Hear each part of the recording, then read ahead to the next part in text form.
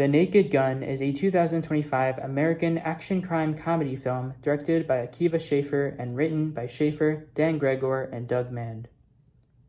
Lieutenant Frank Drebin Jr. follows in his legendary father's footsteps as a police officer and must crack a high-stakes case to prevent the department from being shut down. Alright, so yesterday I watched The Naked Gun, which is the reboot of the original Naked Gun franchise, and it's also the fourth film of the film series. And it was a very delightful watch. I really liked the film. The cinema that I went to, or the specific theater inside the cinema that I went to, I went with a couple buddies of mine, and we're all the same age, roughly 18. But the specific cinema that we went to, it was filled with millennials and people from Generation X and boomers. It was just a bunch of adults, and you would have thought I'd feel a bit strange being in there, but to me it was just a sign of the amount of what I would presume the fans of the original franchise coming in to see this new film, and to me that's just that was just a wondrous thing to see and to observe. I really love that. The ambience was incredible. Laughter was erupting from every which way inside the theater. And yeah, to be able to still have these amount of fans from the 80s, it's pretty cool, to be honest. And so I was glad to be a part of that experience. Like I said again, the film itself is very delightful, very funny. We have Liam Neeson playing Frank Drebin Jr., the son of the legendary Frank Drebin, played by Leslie Nielsen. And we have Pamela Anderson. And both of them bring their own flair. Pamela Anderson, by the way, she plays the quote-unquote lover or romantic interest for Liam Neeson's character. And yeah, both of them bring their own flair while respecting the iconic tone of the original series. And instead of, imitating or trying their best to replicate exactly what Leslie Nielsen and Priscilla Presley did in those films, these leads really try to deliver their own self-aware tribute with a very unique energy and a very amazing deadpan charm. But yeah, just like the original series, this film has those classic physical gags, over-the-top action, and just these delightfully illogical jokes and sequences that embrace the franchise's spirit.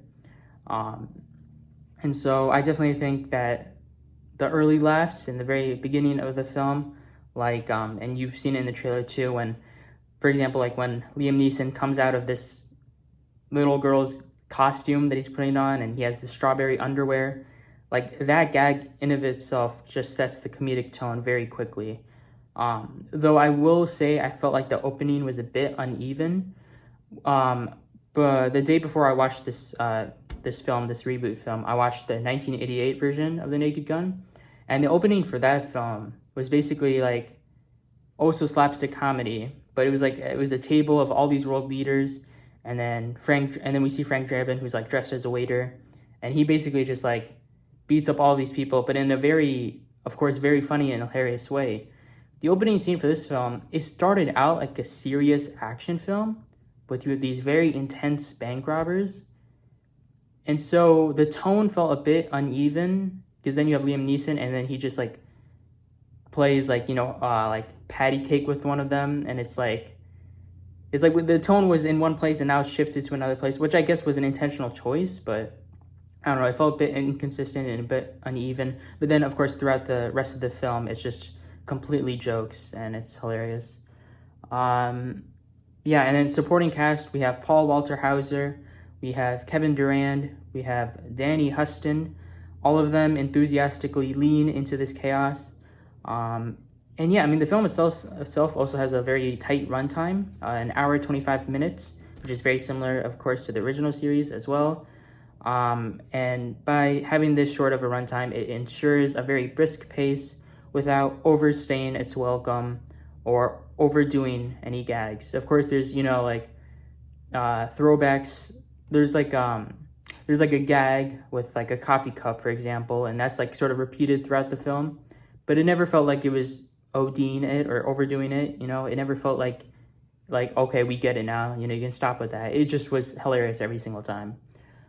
And so, yeah, I think fans of the original trilogy will for sure appreciate this throwback style with its own, you know, spin on it. But I feel like newcomers, maybe, just maybe, because I know, like, from what I've seen online, there's like a widespread praise for this film. Like, I believe it has 90% on Rotten Tomatoes so far, and from what it seems, everybody really likes it. But have a feeling that most people who don't like it might be the newcomers who may find some of the humor quite dated and just really over the top silly. But yeah, I mean, I would say like any critics or any audience members who are expecting this highbrow, subtle comedy style just might miss the point. It's not meant to be subtle, you know. It's not meant to be smart by any means. It's just a film that thrives on predictability and on absurdity. You can sort of like anticipate what the joke is going to be, but it still makes it all the more fun, in my opinion. Another sort of critique I could give, and this is just a personal thing, I didn't really have anybody else sort of have a problem with it, but with Liam Neeson, with casting him, and again, I already mentioned he has such amazing charm in the film, but of course, he's also trying to transition. Of course, we know Liam Neeson from the Taken film series, and right now in this film, he's sort of trying to transition into this, what you call like a spoof, I think. And so like, which is like a parody of those types of films and of those like types of action films in general. And I think him as like a lead, it's his comedy in general, like how he delivers lines, it's sometimes effective in just a few scenes. I don't know what it is. Maybe it is his line deliveries, or maybe part of me thought he felt a bit miscast in this role, or maybe it's just his vocal inflections in general, but sometimes I felt like the joke could have been funnier if it was someone other than Liam Neeson. I know that sounds like a crazy thing to say, but I kept thinking to myself, like, was he really the right actor? And I read somewhere, too, in the Wikipedia page that apparently Seth MacFarlane, who's the producer on this film, he was going to direct this Naked Gun reboot before he got, like, demoted to producer. And his, I think his choice for the lead was Ed Helms. Ed Helms, I believe, is from The Office, and he's, like, you know, an incredible funny actor as well. But yeah, I mean, I kind of imagine him in this role, and I feel like he'd sort of be a bit better. I understand, you know, it's such a huge contrast with Liam Neeson because he was in these action roles, and now he's a leading comedy actor. But for me, it just I didn't really see it. I just did not see it. I did not see him that way, and I feel like Ed Helms could have been a more appropriate choice. But of course, regardless, like I said, he still has that charm. He still carries on that iconic, legendary status that Leslie Nielsen has. And you could definitely tell his performance is inspired for sure.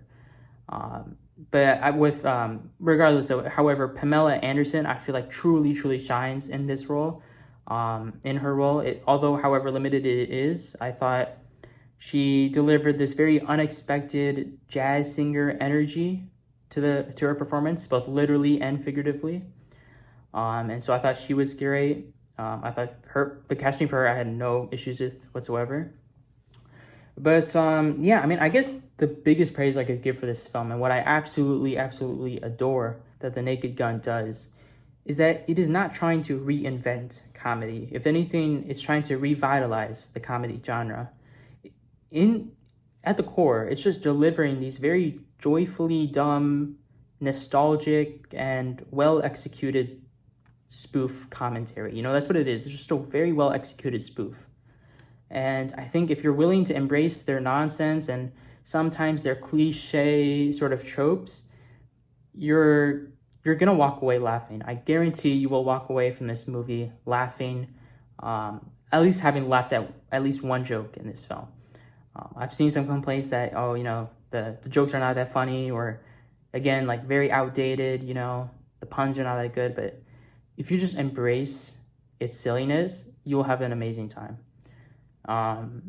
And yeah, I also wrote down here, apparently Liam Neeson, going back to Neeson, this is actually a praise I could give for him because I think, of course, he's a tremendous actor. He was 72 years old at the time of filming, which is 5 years older than Leslie Nielsen was when he made his final Frank Drebin appearance in the third film. So, of course, hats off to Liam Neeson. He's still got it after all these years. He's an amazing actor. And yeah, and also another thing that I noted down, which sort of surprised me. So David Zucker, who's the original director of the original series, apparently he only found out about the reboot when he read about it in the press, which is kind of weird. I feel like he's one of the first people you'd approach when you're in the very earliest pre-production stages of a reboot film. I might be wrong about that. I don't know how Hollywood works. But it seems to me like this was like an NBA trade report. You know, this is when Kevin Durant found out he got traded to the Rockets in like the middle of a conference interview. You know, like I don't know how we found out about this just in the press itself and not earlier, but it's whatever. The movie turned out to be amazing as well, so it doesn't matter. But another thing I noted too was that there were apparently a lot of projects slated to release after the third film, of which I will name because they have hilarious titles. So we have The Naked Gun 4, Nordberg did it. Nordberg referring to O.J. Simpson's character. Nordberg did it, which is hilarious. Naked Impossible, which of course is a spin-off of, Mission Impossible series, trying to make fun of that. The Naked Gun 4, Rhythm of Evil. Again, hilarious title.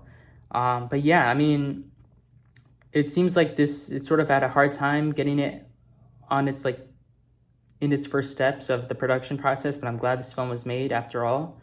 But yeah, I mean, again, also what I love about this film, I didn't even get to this point, but the cameo appearances are incredible. So we have a Cody Rhodes cameo appearance. Actually, wait, I probably shouldn't spoil it. I'm sorry if I spoiled that, but there's a Cody Rhodes appearance.